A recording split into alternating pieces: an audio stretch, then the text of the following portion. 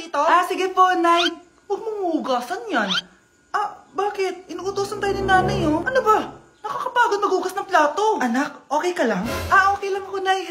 Nay, pwede bang sumama sa gala ng mga kaibigan ko? Ay, hindi pwede. Gabi na, oh. Delikado na sa labas. Ah, sige po, Nay. Anong sige? Huwag mong papakinggan yan. Sumama ka. Pero tama si Nanay. Delikado na lumabas. Hindi mo ba naintindihan, ha? Masaya doon. May inuman. Madaming lalaki. Anak, pa-check up na kita. Ay, di na, Nay. Okay lang ako. Anak, eto na pagkain mo. Ah, bitawan mo ako.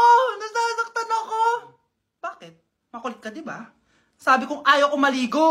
Ah! Ano ba? May putok na ako. Maligo na tayo.